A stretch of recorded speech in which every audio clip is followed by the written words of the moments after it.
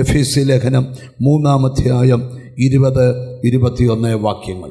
എന്നാൽ നാം ചോദിക്കുന്നതിലും നനയ്ക്കുന്നതിലും അത്യന്തം പരമായി ചെയ്യുവാൻ നമ്മിൽ വ്യാപരിക്കുന്ന ശക്തിയാൽ കഴിയുന്നവന് സഭയിലും ക്രിസ്തുവേശുവിലും എന്നേക്കും തലമുറ തലമുറയായും മഹത്വമുണ്ടാകട്ടെ. ആമേൻ. വേദപുസ്തകത്തിൽ ലേഖനങ്ങളിൽ വെച്ച് ലേഖനങ്ങളുടെ റാണി എന്ന് വിശേഷിപ്പിക്കുന്ന ലേഖനമാണ് എഫെസ്യ ലേഖനം. ധന്യനായ പൗലോസ്ലീഹ വെളിപ്പാടുകളുടെ കലവറകൾ കൈമാറുമ്പോൾ എഫെസോസിലെ സഭയ്ക്ക് എഴുതിയ ലേഖനത്തിൽ നിന്നുകൊണ്ടാണ് ഇന്ന് പരിശുദ്ധാത്മാവ് നമ്മളോട് സംസാരിക്കുന്നത്. വളരെ കുറച്ചു അധ്യായങ്ങളും വാക്യങ്ങളുമുള്ള ഒരു ലേഖനമാണ് എഫെസ്യ ലേഖനം. കേവലം 6 അധ്യായങ്ങളും 155 വാക്യങ്ങളും മാത്രമുള്ള ഈ ലേഖനത്തിനകത്തു നിന്ന് ഈടുറ്റ ആത്മീക സന്ദേശങ്ങളുടെ കലവറ ഇതിനകത്തുണ്ട്. പൗലോസ് പറയുകയാണ്, സ്തോത്രം, നാം ചോദിക്കുന്നതിലും നനയ്ക്കുന്നതിലും അത്യന്തപരമായി ചെയ്യുവാൻ നമ്മിൽ വ്യാപരിക്കുന്ന ശക്തിയാൽ കഴിയുമെന്ന് സഭയിലും ക്രിസ്തുവേശുവിലും എന്നേക്കും തലമുറ തലമുറയായി മഹത്വമുണ്ടാകട്ടെ. ആമേൻ. 3 കാര്യങ്ങൾ ഈ വാക്യത്തിനകത്തുണ്ട്. ശാന്തമായ അന്തരീക്ഷത്തിൽ നിന്നുകൊണ്ട് ഈ വാക്യത്തെ ഒന്ന് തെളിയിക്കാനാണ് ആഗ്രഹിക്കുന്നത്. പൗലോസ് വെളിപ്പെടുത്തുകയാണ്.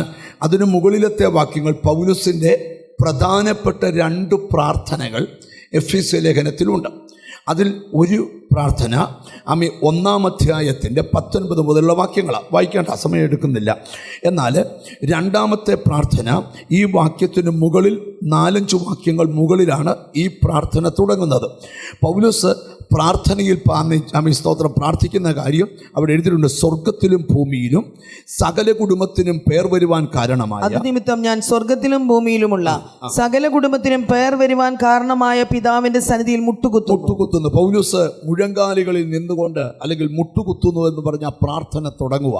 ആ പ്രാർത്ഥന അവസാനിക്കുമ്പോൾ പറയുക, ചോദിക്കുന്നതിലും നനയ്ക്കുന്നതിലും അത്യന്തപരമായി ചെയ്യുവാൻ നമ്മിൽ വ്യാപരിക്കുന്ന ശക്തി.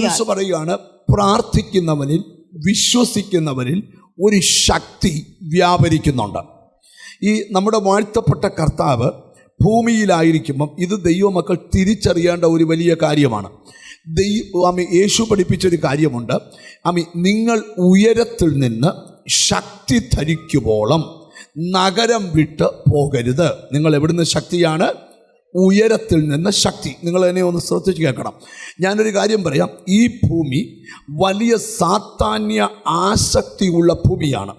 ഈ 2 രാജ്യങ്ങളുടെ പണി ഈ ഭൂമി നടക്കുക. ഒന്ന്, പിശാചിൻ്റെ രാജ്യത്തിൻ്റെ പണി നടക്കുന്നു. മറ്റൊരിടത്ത് ദൈവരാജ്യത്തിൻ്റെ പണി നടക്കുന്നു. ഇവിടെ ഇപ്പം നടന്നുകൊണ്ടിരിക്കുന്നത് ദൈവരാജ്യത്തിൻ്റെ പണിയാണ്. ഈ പണിക്ക് ആവശ്യം എന്താണെന്ന് ചോദിച്ചാൽ ദൈവശക്തിയാണ് ആവശ്യം. ഈ 2 രാജ്യങ്ങൾ തമ്മിൽ യുദ്ധമുണ്ടാകുമ്പോൾ ചില രാജ്യം ഭയപ്പെടുവാൻ കാരണം ആ രാജ്യത്തിൻ്റെ, ദൈവത്തിന് സ്തോത്രം, ആയുധ ശക്തിയാണ്. എന്താണ് ആയുധശക്തി? ഇസ്രായേലിനെ ലോകം മുഴുവൻ പേടിക്കാൻ കാരണം എന്താണെന്ന് ചോദിച്ചാൽ അവരുടെ ആയുധ ശക്തി ഭയങ്കരമാണ്. ദൈവത്തിന് സ്തോത്രം. എന്നാൽ ദൈവമക്കൾക്ക് ഏറ്റവും വലിയ ധൈര്യം എന്താണെന്ന് ചോദിച്ചാൽ ദൈവത്തിന് ഏതു ശക്തിയെ കീഴടക്കാനുള്ളൊരു ശക്തി പ്രാർത്ഥിക്കുന്നവൻ്റെ മേലുണ്ട്. ഹല്ലേലൂയ. നിങ്ങളൊരു ഭീരുവിനെ പോലാകരുത്. സാത്താൻ്റെ സാമ്രാജ്യം തകരപ്പെടുകയും ദൈവത്തിൻ്റെ സാമ്രാജ്യം നിങ്ങളിൽ പണിയപ്പെടുകയും ചെയ്യും. അത് വിശ്വസിക്കുന്നവർ ദൈവത്തിനോട് സ്തോത്രം ചെയ്താട്ടെ. ഞാനിവിടെ നിന്നുകൊണ്ട് പറയാം, ഓരോ ദൈവമക്കളെയും ദൈവത്തിൻ്റെ ശക്തി ഭരിച്ചു നടത്തണം. എന്താണ് ദൈവത്തിൻ്റെ ശക്തി? ഭരിച്ചു നടത്തണം. ഞാൻ ചോദിക്കുന്നൊരു ചോദ്യം, നിങ്ങൾ ഒരുപക്ഷെ ഇപ്പോൾ രോഗിയായിരിക്കാം, ഒരുപക്ഷെ കടമുള്ള ആളായിരിക്കാം, ഒരുപക്ഷെ പോരാട്ടമുള്ള ആളായിരിക്കാം. അതിനെയൊക്കെ ഓവർകം ചെയ്തത് നമ്മളിൽ വ്യാപരിക്കുന്ന ദൈവശക്തിയാണ്. എത്ര പേർക്ക് ആമേൻ പറയും? നമ്മളിൽ വ്യാപരിക്കുന്ന ദൈവശക്തിയാണ്. ഹല്ലേലൂയ. എന്ന് പറഞ്ഞാൽ നിങ്ങൾക്ക് മനസ്സിലായോ? ദൈവശക്തി ഉള്ളതുകൊണ്ട് ഒത്തിരി കൈയടിക്കണമെന്നല്ല, ഒത്തിരി കൈ ഉയർത്തണമെന്നല്ല. അതൊക്കെ ദൈവശക്തിയുടെ ഭാഗങ്ങളാണെങ്കിലും യഥാർത്ഥമായ ദൈവശക്തി ജീവിതത്തിൽ അനുഭവിച്ചറിയേണ്ടതാണ്. എത്ര പേർക്ക് അതിന് ആമീൻ പറയാൻ പറ്റും? സ്തോത്രം. ഈ വേദപുസ്തകം നമുക്ക് തരുന്നൊരു ഉറപ്പ് പറയാം, നിനക്കെതിരെ വരുന്ന യാതൊരു തരത്തിലുള്ള ആയുധവും നിനക്ക് ഫലിക്കത്തില്ല.